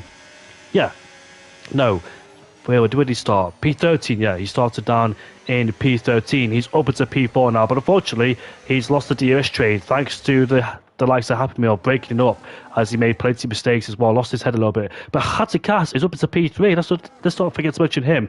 But we need to mention as well that Kima, Miles Mack is pitted. I did forget about that momentarily after what happened. But I think somebody spun in the pit lane entry. Was that Leonard who spun in the final corner in the pit entry? I'm not quite sure, but there was a yellow flag down there for a brief momentary moment. But it looks like it could have been the Red Bull driver. So let's see how much time it's cost him dearly, and we'll see whether others rejoin. So I think, to me, the guys who pitted right now, I think are lean on towards the 2-stop strategy, I presume, or others leaning towards a 1-stop strategy. Are they trying to prolong their first stint, trying to elongate their first stint, and try and go longer to try and do a 1-stop strategy? We're about to find out. I'm not quite sure which strategy is quicker. It's all about keeping the tyres alive. If you are to do the 1-stop strategy, have constant pace and keeping those medium powered tyres alive for the remainder of the race. By the way, it's Williams 1-2 right now, and it's about to change with Lucas now taking the Grand Prix. On the hardcore power tyres, of course, they're going to do the hard to medium strategy. Oh! We'll see if it pays dividends. What happened? Big incident, and it's Ricciardo taking out Kirano in the second chicane there. McLaren getting completely spun around as the Aston Martin clattered across the inside curb, and Kirano getting tagged out into a full spin and down in P10. And sorry for interrupting there, but I think that has just completely ruined the race there for one of our former race leaders here. Don't be sorry. As we see these two go side by side, Happy Meal versus Doltavia. They're being very aggressive, barging wheels, but Happy Meal now maintains P13 on a new set of hardcore power tyres, but Kevin Zumberg has left the session. By the way, Ferrari, is that Fireblaze? Fireblaze? No, it's Sasha. Sasha has spun in the final corner. What a shame as well, because he had one lap. Well, it's a full lap if he wants to get in the pit lane, but unfortunately he's spun in the final corner and his tyres are heavily degraded. By the way, I'm stuck. There we go. Because Kevin Zumberg left the session, it was glitched. I'm trying to go off board with Sasha. Yeah, Sasha's lost his wings. So unfortunately, he'll have to suffer a full lap with a broken wing. And Stefan goes up into P4 ahead of Fireblaze. Of course, it's on the hardcore power tyres, more durable, much quicker at this stage in the Grand Prix, so expect it to be quicker than the people in the mid-core power tyres. But Kick and Hatikas surely extend their stints going for one-stop strategy. As we head down towards turn 6, we go. Ricky on the back of the McLaren driver, fights it once again. And the McLaren driver not enjoying this on the new set of hardcore power tyres. I think his strategy has been ruined now due to the spin he had in turn number 6 and 7, so he's lost a heap a lot of time and crucial time there for the race as well. As we see the Ferrari there off the track as Sasha plays, not quite sure why he's trying to make a move, especially with a broken wing. But is Sasha plays Sasha Hood, Milan? Or is there a different Sasha?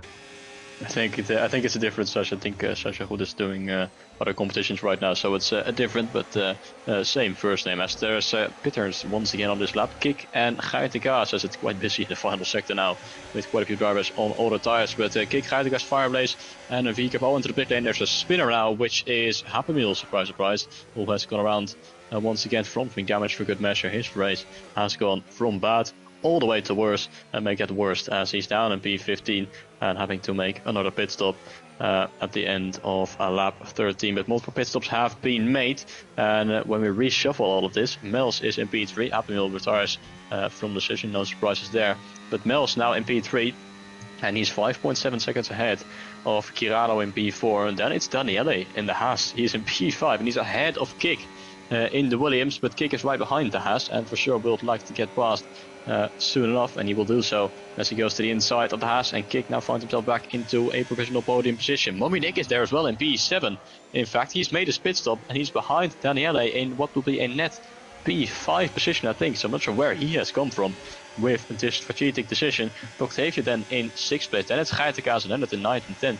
And then Fireblaze in some clean air as Octavia goes to the inside of Mominik in towards turn 9, side by side for position. The Aston Martin ahead of Mominik, and Octavia is having a great race as well, starting in P16, currently in P7, whilst both Lucas and Stefan need to make their pit stop. Lucas comes to the pit lane, completely locking up on pit entry, but has kept it within the speed limit, whilst Stefan is still continuing on for yet one more lap. So let's see where Lucas is going to come out. It's lap 14 only, so that tells me he's going for a 2-stop, because he's definitely not doing 15 laps or 16 laps on those mediums. So he will go for a 2-stop as well. So Mel's now in 2nd place within the DRS range of Stefan. Kirano then in P3. Lucas will come out behind his teammates, behind Daniele as well. Question or not, is he going to be side by side with his teammate? And that is a great overcut then from Lucas, as he's joined just behind his teammate. And that's actually great news for Williams, who are now both going to be in clean air and can work together, as Mels Marquez gets ahead of Stefan to retake the official lead of this race. But as Lucas now getting ahead of Kik, of course he's on the mediums, he will have the quicker tire, and he will have the tire advantage in these early laps after his pit stop. So he's going to try and drag along his teammate potentially, with Daniele following in 6th place. Then Octavia already 1 second behind, and he clobbered across the inside curb there, losing a whole lot of momentum. And Geitekaas goes to the outside of the Aston Martin and is going to take away 7th place. Goes the Red Bull, and Lennart will try to follow soon as well, almost already having a look at the inside of the Aston Martin. Just a little bit too far behind to make that move. And then it's Mominik in P10 now, and Fireblaze in 11th place. He hasn't got the DRS of the Kik Sauber just ahead of him, but he's in some clean air and can try and push some quick lap times. As Stefan is finally going to make his pit stop, the last driver to make their first pit stop of this race, going on to lap 15. And he will lose quite a few positions, I think. Will be coming out behind the likes of TVH NL potentially in P13. We'll find out soon enough, as the Kik Sauber switching onto a set of mediums. So I think he's going to do a 2-stop as well. And that is actually now getting a 3-second time penalty, as Stefan does come out behind TVHNL in P13 on a brand set of mediums. He can try and push forward on, as the fight is there still for P7. This time it's Lennart looking close to the back of the Aston Martin. Geitekaas gets ahead of Daniele. Geitekaas he's on a great run right now, overtaking Octavia and Daniele in 2 consecutive laps. As now Lennart goes to the inside of the Aston Martin. Red Bulls are on the move, and they're currently in P5 and P7.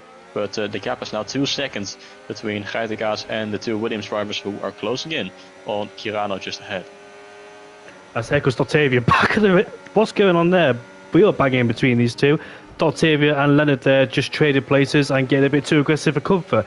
And now they're going side by side through turn 9.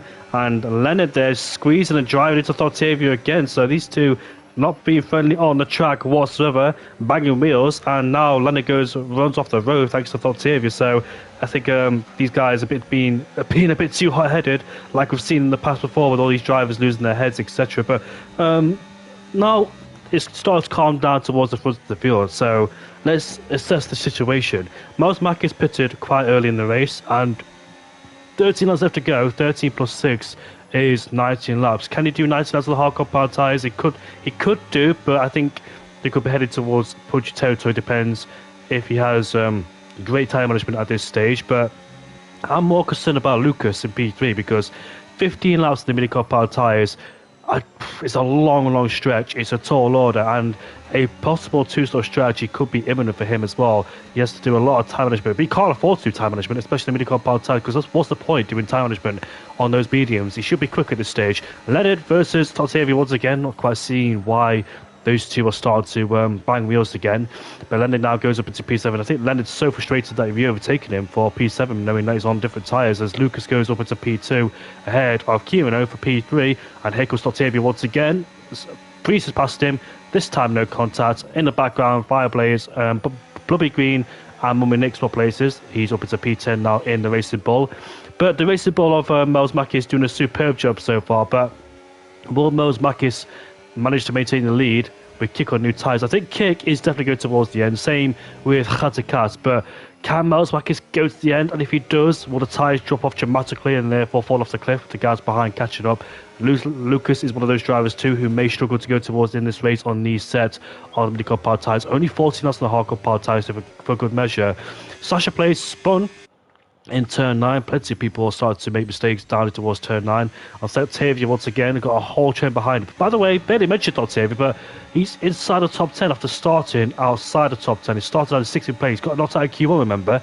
Now he's in 7th place. He made a whole gang of places on the first lap of the Grand Prix as Leonard has Fireblades right behind as they both go down the inside. I wonder what Leonard was doing there because that was not a place to overtake, but he was defending from Fireblades. And Kieran is on the back of Lucas then. As look at this Red Bull defending from the racing ball of Blubby Green, trying to over Leonard, who's been elbows out and aggressive so far in this race. As we see Fireblades breeze past the Aston Martin, and Leonard has hit the back of Fireblades. It goes deep inside the breaker zone as Leonard's trying to do the under and over on the Aston Martin. He goes off the track again. Maybe a legal overtake like Sebastian Vettel did on Kamui Kobayashi, not Kamui Kobayashi, in 2012. Roman Grosjean, as we head down in towards turn 9 we go. The Red Bull down the inside permits contact with Fireblades. The Aston Martin of Octavia trying to go around the outside. Not to be so, but the Racing Bull has spun. The Racing Bull has saved the car, but unfortunately has dropped back into P12 and couldn't save the car. Well, he did, but unfortunately lost loads of timers there as well. So lost a lot of battles going on here in the minor place point pay positions. But Daniela's doing a great job so far. He's in P6 in the Haas, and remember, he had a 5-place grid penalty, didn't he, in qualifying due to making contact with Fireblades, but now he's on the hardcore power tyres, old hardcore power tyres, I must say, 9 laps on them. So I dare say another pit stop is imminent there for the Haas driver. But remember, back in the Japanese Grand Prix, he took those hardcore power tyres a mighty long way and managed to claim a podium. But I think the podium's not the question for him.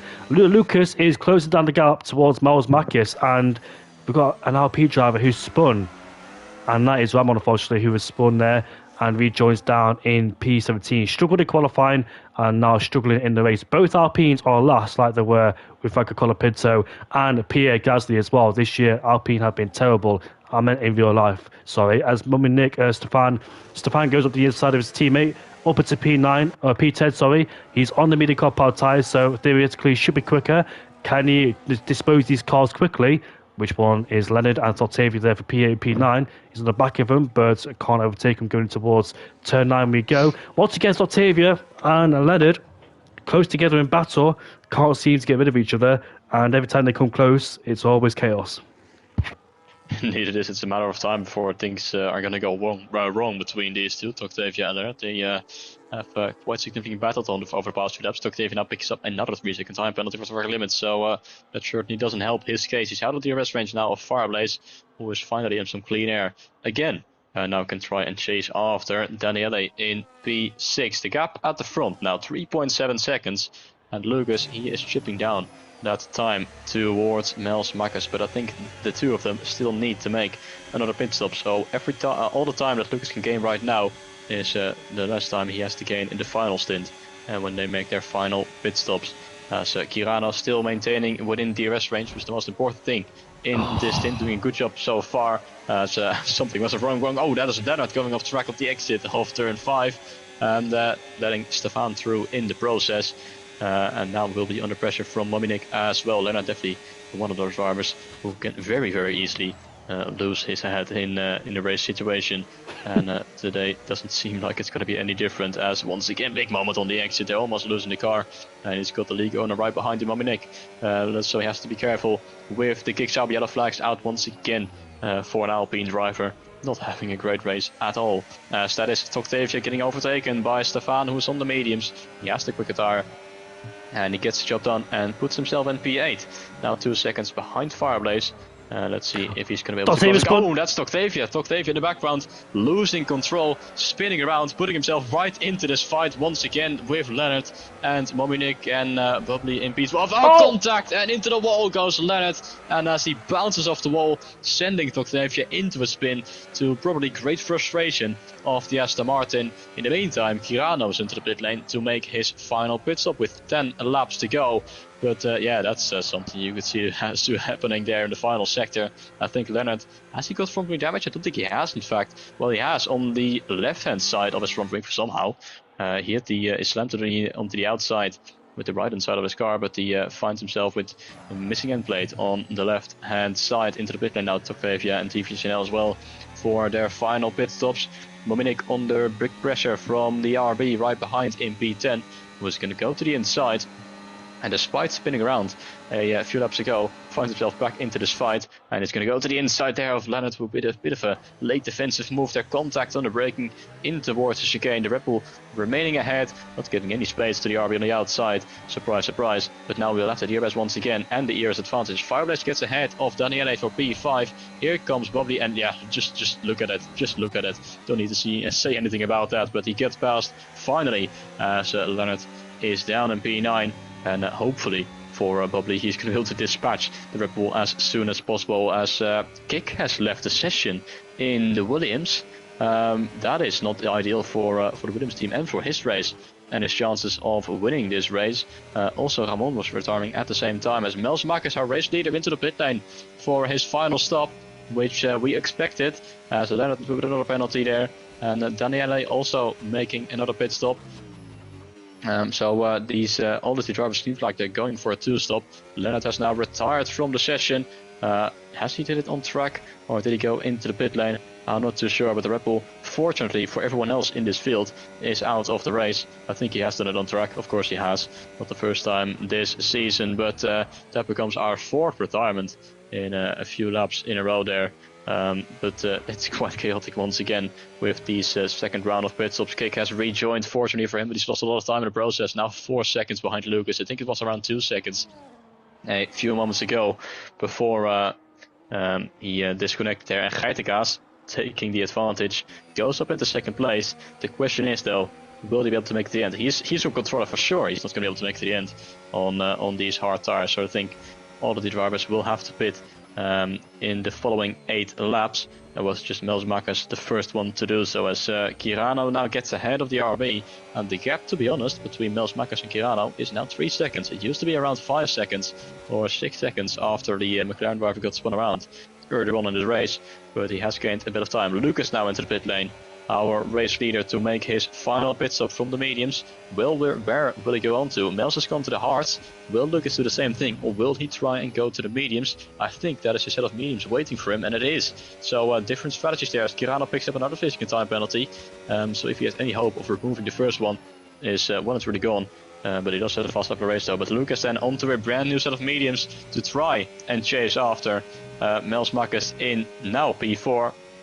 But the gap is quite significant as he comes out there in P7. It's around 4 seconds. So let's see what he's going to be able to do in these final 8 laps of the Abu Dhabi Grand Prix.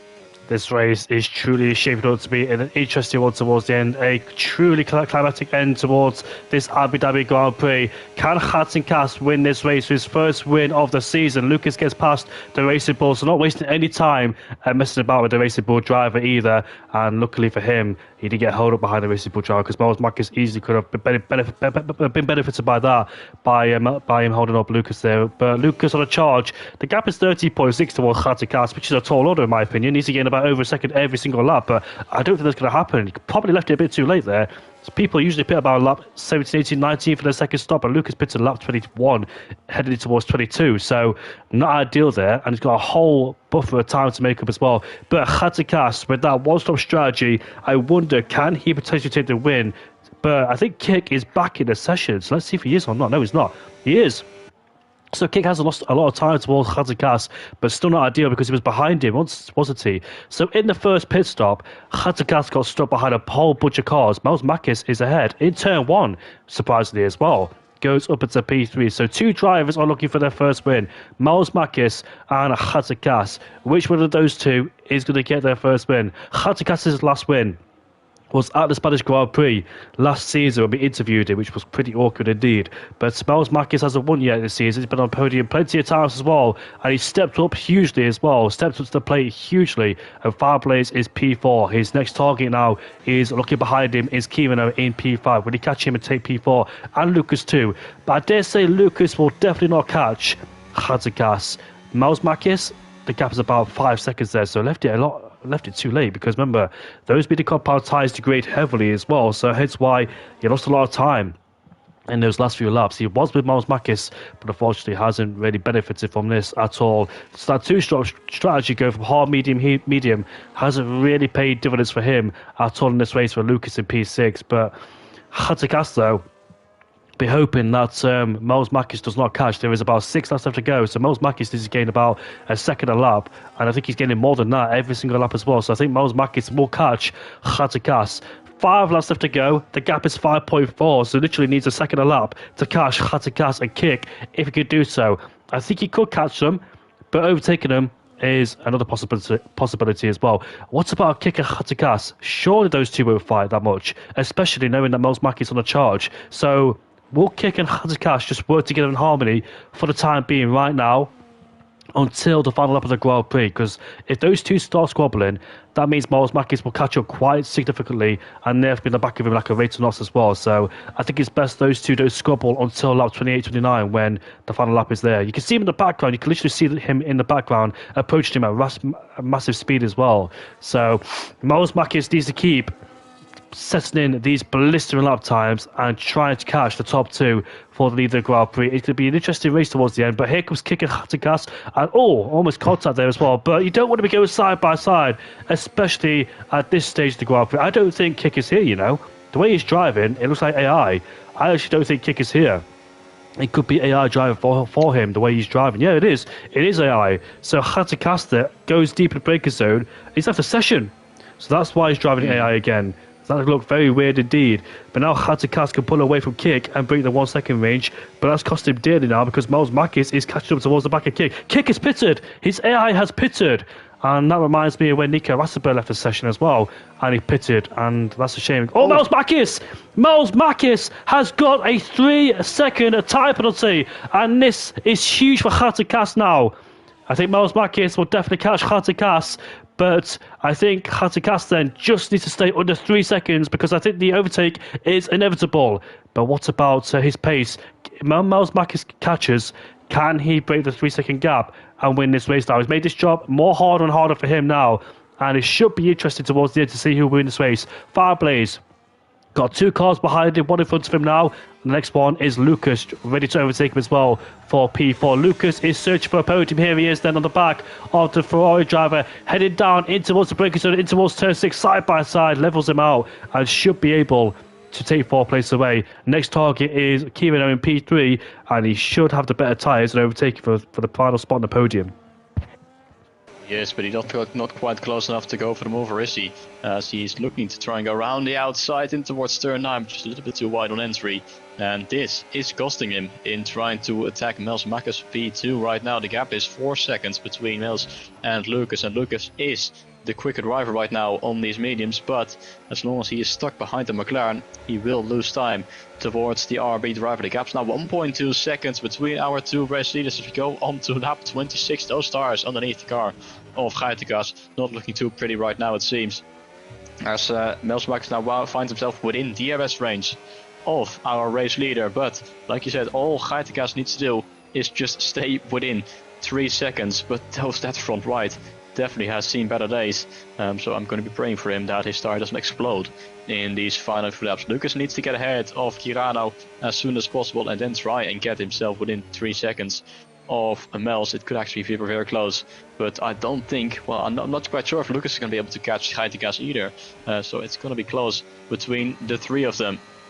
But right now he still finds himself behind the McLaren and looks to potentially make the move on the next straight with the help of DRS. Kick has rejoined again, but the damage has already been done as he is in P13. His AI, I think, has just split for a second time for some reason, and there will not be any points for him and Williams' team, as Miles Marquez is going to get ahead of Hatzicas as he is in towards turn 9, and he still has 3 more laps after this and I don't think Geitenkaas will be able to stay within those 3 seconds. As Lucas now goes up the inside of Kirano, they're going to side by side here for position on the podium, and Lucas, he has the outside line for the next corner, but it's going to be quite tricky to the inside for the next one, side by side between the two. Bit of contact as they go wheel to wheel once again, and this is losing him so much time in his chance of winning this race potentially, as they go side by side to the penultimate corner as well and into the final corner.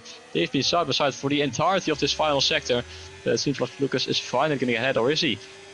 As Kirano now on the outside going in towards turn 1, a little bit deep though, and Lucas definitely seems like he's going to be ahead, or is he? As Kirano using the battery. Now the question will be, who's going to have the DRS on the next straight? I think it will be Kirano, so, well, this might have eliminated Lucas's chances of winning the race, as Kirano goes back up the inside and towards turn 5, and the McLaren is back ahead of the Williams, and I think he will have the DRS as well. Yes, he has.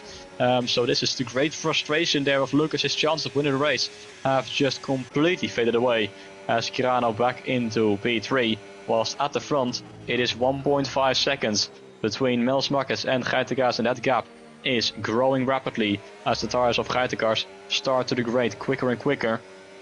I think for sure that Mels will be able to build a 3-second gap towards Geitenkaas. The question will be if Geitenkaas is going to be able to maintain his second place if the stars start to really drop off. But there's only 2 laps to go after this one, and it's looking good for him so far, but the win is out of reach for Geitenkaas, it seems. So Mels Marquez definitely seems like he's going to be safe to win this race if he doesn't pick up another time penalty. But the RB driver now coming into the final corner to start the penultimate lap of this race. The gap is around 2.8, 2.9, and it's going to be 3 seconds on the line as he starts the penultimate lap of this race. So Mels Marquez at the moment safe to win the Abu Dhabi Grand Prix. Looks like the 2-stop was the way to go, but Geitenkaas is still holding on for dear life in P2. By the way, that battle between Kirano and Lucas has significantly helped Geitenkaas in P2. Otherwise, I dare say Lucas would have been on the back of it by now. He lost over 1.5 seconds towards Geitenkaas when Kirano decided to scrap it out for P3. Looks like Lucas is struggling to stay with the DRS range as well after the McLaren drive, which is quite surprising. Bearing in mind that he will still get a podium due to that 6-second penalty that Kirano inherited in the race there as well. That battle has really cost him dearly, and I think Lucas may be frustrated, but he kept his calm as well, because if I was in that position and Kirano did that to me, I would be so angry and frustrated. But at the same time, though, kept his cool, and I think that his best chance now is waiting for him to cross the line, then overtaking it, well, waiting for that penalty to be applied towards in the race, then picking up P3. But it really has helped Geitenkaas to solidify P2 and stay on the podium as well, because Lucas, I dare say, would have been back of him right now. But Geitenkaas, it was a great attempt, but Mels Marquez, what a drive from him. Indeed it is. One lap to go after this one. The gap's now 4 seconds. He's got it in the bag, just needs to take 0 risks going on to this final lap, and this win will be his here around Abu Dhabi. Look at the gap, 1.8, 1.9 seconds between Geitenkaas and Kirano, and Kirano is bringing Lucas with him as well. I think it's not over yet for the final spot on the podium. Geitenkaas might still be vulnerable. Those tires are absolutely done as the McLaren driver goes off track in the background, and Lucas still following and trying to maintain this P4 position, but he could turn it into a second place if Geitenkaas maybe even has a puncture or loses a lot of time in the final sector. I think it's very close on the exit once again, sliding around is the Red Bull driver, 1.2 seconds, using the battery to try and stay ahead of Kirano by over a second. And here comes Lucas once again, looks to the inside, but he's not going to go for the move. But is Kirano going to be able to get within DRS range on the exit? That is the question.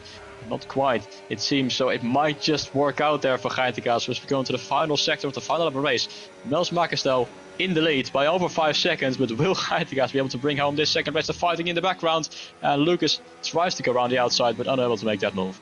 Mels Marquez has delivered performance of his life tonight, taking his first ever victory in SDN with a drive that nothing short of immaculate. From start to finish, he showed composure, discipline and race-sharp racecraft, mastering a brave, a two-stroke strategy that demanded both confidence and flawless execution. While others faltered, Mels remained ice cold, managing tires beautifully, timeless overtake, and here he is towards the final corner. Mels Marquez has won his first race in SDN. He crossed the line first. In the background, Geitenkaas under massive pressure, but he stays in P2, and Lucas finished finishes in P3 on the podium. What a drive from Miles Makis. Responded to pressure really well. A mature drive this season from the front runner. This wasn't luck, it wasn't chaos. It was a clean, clinical drive and a fully deserved breakthrough win.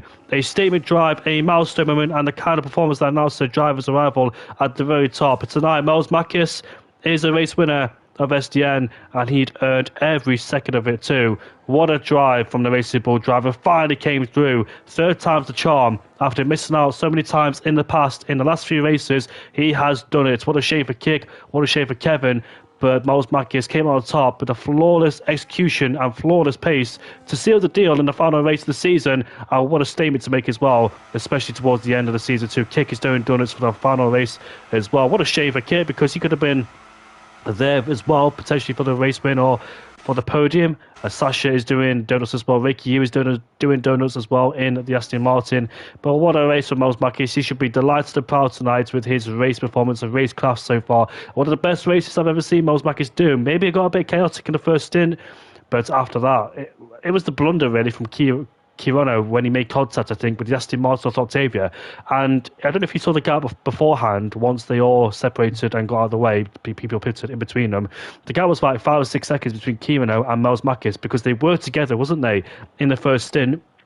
But when he spun around, due to the expense of Octavia, he lost so much time. What could it have been for the McLaren driver if he didn't spin, making contact with Octavia? I didn't quite see it, but unfortunately it cost him a whole heap of time, and he lost his chance winning the race as well. Kudos to Khatikas in P2. Kudos to Fireblaze in P4, making the one-stop strategy work, especially Khatikas. The man is a pad player, and he managed to do a one-stop, especially around this track. And yellow flags as well has been caused, obviously, because the race has just ended there. It went to full-blown yellow flags. I think a safety car has been deployed or whatever. But yeah, what a way to end off the season. And I know it was a bit messy, just like the Brazilian Grand Prix last season when that got a bit chaotic. But yeah, season 6 has been spectacular. Kevin Zumberg is the champion, and Williams have won the Constructors' Championship. Congratulations to Williams again for winning another championship with the Constructors there, and I'm pretty sure they'll be very happy with that one as well. Fully deserved for the Williams camp, as McLaren just missed out as well in the past few races. But well done to Williams. Very good job indeed. And that's a bit dangerous there with Ricky Yu. The mechanics are sat on the Aston Martin's car, for what I'm seeing. Yeah, crazy end to this race though, and well done to Miles Makis for a great win. But like you said, that moment with Kirano unfortunately defined his race, but I will say though, that was definitely not Kirano's fault. He completely got taken out by, I think it was Ray Gaju. So unfortunate for him, as otherwise he would very much be in a chance to fight for the race win, especially when Mels picked up a 3-second time penalty himself. But would have loved to see what would have happened between those two. But unfortunately, that happened. It is part of racing, and it is what happened tonight. And Miles Makis then a very well-deserved race winner for sure. And Khatikas, well, kudos to him, managing those 17-lap old hard tires all the way to the end. One lap more, and he would have been off the podium, I think. But P2 for him, great result from him, and Lucas in P3, bringing home valuable points for Williams and securing the Constructors' Championship as well. What about Fireblaze from P13 on the grid to finish in P4? What could have been for him as well if he didn't get impeded in Q2. But it's always a case of what ifs.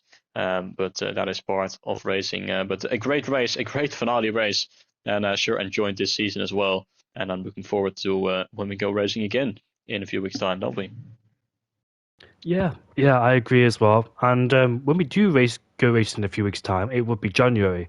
And I don't know if you guys know, but the very start of January in season 5, it was me and Milan's first ever time commentator. So it'll be mine and Milan's first anniversary together. Can you believe it? Certainly going to be memorable indeed. Yeah, looking forward to it. Yeah, me too. So what a way to round off the Abu Dhabi Grand Prix. Full of contact as well, full of carnage, full of pandemonium, as we always see in SDN. But I'm so glad we got to see a full attendance. I know SDN attendance has been lacking recently, but it's not just been in this league. It's other leagues as well. I think a lot of people are losing motivation for SDN. Not SDN, but losing motivation for league racing in general indeed. But hopefully this league continues to spiral up and still continues the recognition it deserves, because it's been absolutely brilliant as well. The peak of it is season 3, 4, and 5, when we saw full lobbies, etc., and fuller battles. I joined in season 4, but only did one race in Baku. But my full season was in season 5. I thoroughly enjoyed it, and hopefully in season 7 we see something special, potentially a new champion. But we'll see what happens then. And Mose Makis rounds off the season with a win. But thank you very much, people, for commentating, for watching us. And thank you so much, Milan, for being alongside me tonight. It's been an absolute pleasure, as always, mate. Thank you very much. It's been a pleasure the entire season, and tonight was no different. As I thoroughly enjoyed it, as always. So thank you as well. It's been a great one. Thank you very much then. We'll see you all next season, season 7, for the first race of the season, probably at 6:30, and we'll see what happens there. But for now, see you all later. Have a good weekend, and goodbye for now. Special letter tot sees. Dankjewel.